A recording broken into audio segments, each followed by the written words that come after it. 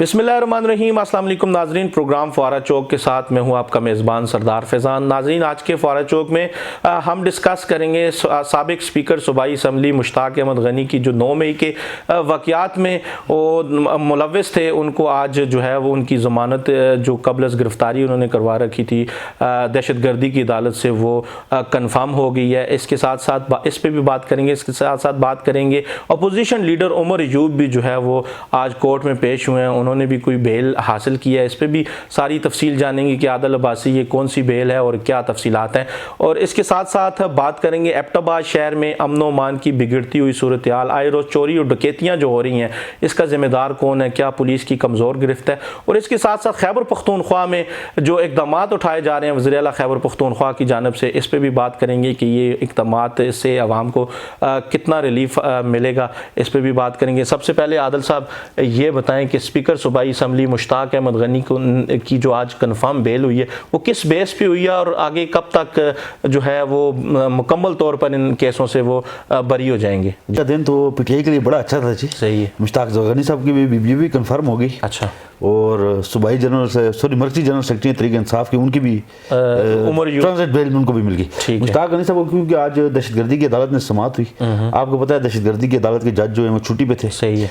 और इस दौरान इख्तियारात जो थे वो सेशन कोर्ट के पास थे। तो मुश्ताक अहमद गनी ने ट्रांजिट बेल हासिल करने के बाद जो है वो सबसे पहले आगे सेशन कोर्ट में पेश हुए थे उन्होंने, और जमानत कबल गिरफ्तारी कराई थी। आज जो है वो इंसदाद दहशतगर्दी की खुसूसी अदालत में इस केस की समाअत थी मुश्ताक अहमद गनी की। तो इंसदाद दहशतगर्दी खुसूसी अदालत के जज हैं सजाद खान, वहाँ पे मुश्ताक अहमद गनी के वकला ने बहस की और उन्होंने बताया कि भाई 9 मई के साथ कोई तल्लक नहीं है, जिस पर अदालत ने मुश्ताक अहमद गनी की जमानत जो है वो कन्फर्म हो गई है। ये दहशतगर्दी की अदालत। ठीक है। छुट्टियों पे जो जज साहब थे वो वापस आ गए। मुझे ये बताएं, एबटाबाद शहर जो माना जाता था अमन के हवाले से, गुज़िश्ता कुछ अरसे से जराइम पेशा नासरों ने डेरे इस शहर में डाल रखे हैं। चोरी की वारदातें आम होती जा रही हैं, गाड़ी चोरी हो, घरों में डकैतियाँ हो, इस तरह की वारदातें होती जा रही हैं। क्या पुलिस की कमज़ोर गिरफ्त है या क्या सारा माजरा आप देखते हैं? इसमें कोई शक नहीं कि पुलिस की बहुत ज़्यादा जो है वो कमज़ोर गिरफ्त है। आप देखेंगे पहले जो था वो शहरों के अंदर जो चोरी और डकैती की वारदातें होती थी, अब ये काम जो है वो देही इलाकों तक पहुँच चुका है। अब कल रात का एक वाक़या है कि कार लिफ्टर जो है वो एक गाड़ी छंगला गली थाना के दूध से जो है वो उठाकर लेके गई। अच्छा।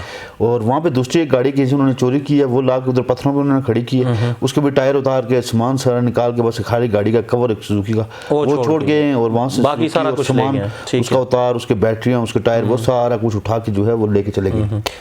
पुलिस की इसमें कोई शक नहीं है कि आपको पता है कि गुज़श्ता साल भी पुलिस की जानब से बड़े जो है वो मुकाबले भी हुए। बिल्कुल। और मुकाबले भी आपको पता है तकरीबन सारे मशकूक थे, बहुत मशकूक मुकाबले थे। और उसके बावजूद जो है वो अमन अमान को कायम नहीं रखने में जो है वो नाकाम रही है पुलिस। आप मंशियात को देख लें, मंशियात जो है वो उसी तरह बिक रही है। उसके अलावा चोरी डकैती की वारदातें रोजाना का मामूल बन चुका है। और बड़े तवील अरसे से जो है वो तैनात थानों में जो लोग हैं उनको वहाँ से तब्दील नहीं किया जा रहा। बड़ी कमज़ोर जो है वो गिरफ्त है। और अब देही इलाके और बिलखसूस गलियात वहाँ पे जहाँ सियासी पॉइंट थाना बगनौतर की दूध में दिन को जो है वो घर से डकैती हुई है। बिल्कुल। आप देखेंगे अब ये देही इलाके जो सियासी मकामात हैं वहाँ पे भी अगर लोगों को तहफ़्फ़ुज़ नहीं देखते आगे आएंगे, ज़रा आपको पता टूरिस्ट स्पॉट है, आगे सियाओं की आमद होगी, तो ये पैसे कैसे जो है वो आम कंट्रोल करेंगे। और आईजी खैबर पख्तूनख्वा से हम मुतालबा करते हैं कि खुदा के लिए अमन अमान की ये जो सूरत हाल है इसका नोटिस लें। और सबसे बड़ा मसला एबटाबाद के अंदर जो है कि आप सुबह तफ्तीश को देखें, हमने पिछले प्रोग्राम में भी शुरू किया था, तफ्तीश तो नाकाम है और तबाही के दाने पर जो है वो सुबह तफ्तीश पहुँच चुकी है। ठीक है। आप सुबह देखें मुतअद्दिद कत्ल के केस देखें वो ठप पड़े हुए हैं, उनकी फाइलों पर घर जम गया है। इसके अलावा चोरी डकैती राजधानी कार लिफ्टिंग के दर्जनों केस जो है वो फाइलों की नजर हो जाते हैं और कुछ भी नहीं है। किसी काबिल अफसर को जो है वो जहाँ पे अगर वो एसपी इन्वेस्टिगेशन लगाएं ताकि ये शुबह तफ्तीश के हालात जो है वो बेहतर हुआ, वहाँ को रिलीफ मिल सके। जाली मुकदमात जो लोगों में बन रहे हैं उस हवाले से भी जो है वो उसकी भी रोकथाम जो है वो कीजिए। पोजीशन लीडर उमर अयूब की आज कोर्ट में पेशी थी, उनका क्या बना है? इस तरह हुआ है कि उमर अयूब साहब आज हाई कोर्ट में पेश हुए। उनके पास 6 मुकदमात दर्ज थे। अच्छा। जिनमें उन्होंने ट्रांजिट बेल जो है वो हाई कोर्ट से ली करवाई है। और बाबर अमान एडवोकेट जो हैं वो उनके वकील थे, उनकी तरफ से पेश हुए। उनके हमरा उमर अयूब खान के हमरा जो है MNA अली खान जदून वो भी मौजूद थे। एबटाबाद की क़यादत थी, थोड़ी बहुत जो लोग थे एबटाबाद के वो वहाँ पे मौजूद थे। उन्होंने हाई कोर्ट में 6 मुकदमात में लिया। उनका कहना था कि لاہور، فیصل آباد، گجرانوالہ، اور وہاں پہ میرے اوپر مقدمات درج ہیں. اور ان کے جو وکیل تھے بابر اعوان، انہوں نے کورٹ کے اندر یہ کہا ہے کہ ایک نیا تھانہ بنایا جی لاہور کے اندر، تو اس تھانے کا بھی مجھے بھی نہیں پتا، اور آج ہی پتا چلا ہے کہ اس میں بھی ایف آئی آر جو ہے وہ ہو چکی ہے. تو ٹرانزٹ بیل دیتے ہیں، جج صاحب نے 1 مہینے کے لیے ٹرانزٹ بیل ان کی منظور کی. تو بابر اعوان صاحب نے کہا جی آپ 1 مہینہ نہ کریں، آگے رمضان کا مہینہ آ رہا ہے، میں بوڑھا آدمی ہوں اور پورے ملک میں جانا ہے تمام عدالتوں میں پیش ہونے کے لیے، بڑا لمبا سفر کرنا ہے، تو آپ مہربانی کریں. پھر انہوں نے 14 اپریل تک جو ہے ان کی حفاظتی ضمانت جو ہے وہ عمر ایوب خان کی منظور کی، وہ دے دی. اچھا وہاں پہ جب کورٹ سے وہ باہر نکلے تھے، کیونکہ کورٹ میں ہی موجود تھا، میں جب باہر نکلا تو میں نے ان سے سوالات کیے. میں نے کہا جی بتائیں کیا صورتحال ہے، آپ پہ اتنے مقدمات بنے، کیسے بنے؟ ان کا یہ کہنا تھا جی کہ 95 سے اوپر ہو گئی ہے تعداد میرے اوپر مقدمات کی. اس نے کہا کہ یہ عمر ایوب نے کہا، انہوں نے کہا ایک بڑی دلچسپ صورتحال ہے. انہوں نے کہا کہ ایک ٹائم میں ایبٹ آباد بھی تھا، میں فیصل آباد بھی تھا، اور میں لاہور بھی تھا، ایک ہی ٹائم پہ جو ہے وہ یارے مجھ پہ جو ہے وہ ہوئی ہیں. انہوں نے کہا کہ اس سے بڑا ظلم کیا ہوگا، یعنی سیاسی انتقام کا نشانہ. انہوں نے کہا کہ میں منایا جا رہا ہے، ہم پہ قتل، اقدام قتل، 9 مئی جیسے دہشت گردی کی دفعہ جو ہے وہ شامل کی گئی، اور ایک پالیٹیشین ہوں میں، بالکل اپوزیشن لیڈر ہوں قومی اسمبلی میں، اور اس طرح کے جھوٹے اتنے مقدمات درج کیے گئے ہیں، اور بدترین جو ہے وہ ہمیں انتقام کا نشانہ بنایا. لیکن ہم ڈٹے ہوئے ہیں اپنے قائد کے ساتھ، تحریک انصاف کے ساتھ ڈٹے ہوئے ہیں، اور ہم کبھی ان بوگس مقدمات سے اور ان اچھے سے جو ہے گھبرائیں گے نہیں. اچھا مجھے یہ بتائیں، وزیراعلیٰ خیبر پختونخوا بڑے چھکے مارتے جا رہے ہیں، آج انہوں نے اچھا ایک فیصلہ کیا جس میں سابق لوگ ہیں جو وزراء رہ چکے ہیں، گورنر رہ چکے ہیں، ان کے ساتھ جو نفریاں تھیں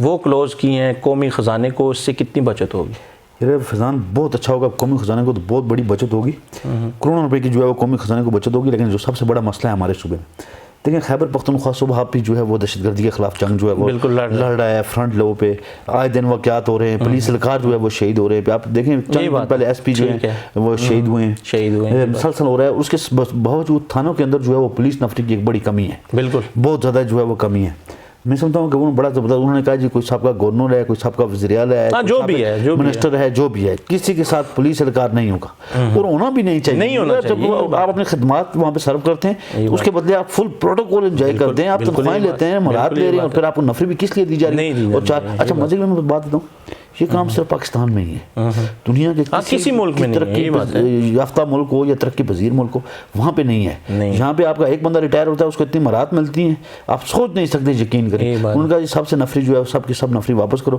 کلوز کرو. ہمارے پاس نفری کی شارٹیج ہے اور ہم کسی کو جو ہے وہ نہیں کریں گے. جس کو زیادہ ضرورت ہے، جس نے اپنے آپ کے ساتھ گارڈ رکھنے ہیں، گنر رکھنے ہیں، وہ اپنے پرائیویٹ لے، پرائیویٹ سیکورٹی کمپنی ہیں ان سے لے اور اپنے ساتھ جو ہے وہ رکھے. سرکاری پولیس اہلکار اب نہیں ہوگا کسی کے ساتھ بھی. اب دعا کریں آگے امپلیمنٹ ہو جائے نا. ہاں یہ بات ہے امپلیمنٹیشن کی، لیکن مجھے لگتا ہے کہ اس پہ جو ہے وہ نوٹس لیں گے اور یہ نفری جو ہے وہ واپس ہو جائے گی. یہ بڑا اچھا فیصلہ ہے. اچھا فیصلہ ہے. آج کل بڑے چھکے مار رہے ہیں، کور ڈرائیو کر رہے ہیں، اور رمضان المبارک کے حوالے سے بھی کافی انہوں نے اچھے فیصلے نہیں آج بھی لیے ہیں کہ جو اسپتال ہیں وہ شہری اور جو ہے وہ افطاری کے ٹائم کھلے ہوں گے، ان میں جو لوڈ شیڈنگ ہے جو ہے وہ نہیں ہوگی، اور اس طرح کے اقدامات اٹھائیں. اور یہ عوام کے لیے جو ہے نا انہوں نے کافی فیصلے کیے ہیں. اب عمل درآمد ہونا دیکھتے ہیں اس پہ ہوتا ہے کہ نہیں ہوتا. جی ناظرین، آپ نے عادل عباسی کی گفتگو سنی، تمام ایشوز پر انہوں نے تفصیلی اور خوبصورت انداز میں جو ہے وہ آپ کو بریف کیا. ایبٹ آباد میں امن و امان کے حوالے سے انہوں نے آئی جی خیبر پختونخوا سے اپیل کی ہے کہ شعبہ تفتیش جو ہے ایبٹ آباد کا اس میں اچھے لوگوں کو لایا جائے تاکہ جو جھوٹے مقدمات بنائے جاتے ہیں لوگوں پہ وہ بھی کم ہو، اور جو آئے روز چوریاں اور ڈکیتیاں ہو رہی ہیں اس حوالے سے بھی انہوں نے بات کی کہ یہاں پہ اچھے افسران تعینات ہو تھانوں میں. عرصہ دراز سے جو لوگ تعینات ہیں یہاں پہ انہیں جو ہے تبدیل کیا جائے تاکہ شہر میں امن و امان کی صورت بحال ہو سکے. اس کے ساتھ ساتھ دیگر ایشوز پر بھی تفصیلی انہوں نے گفتگو کی ہے.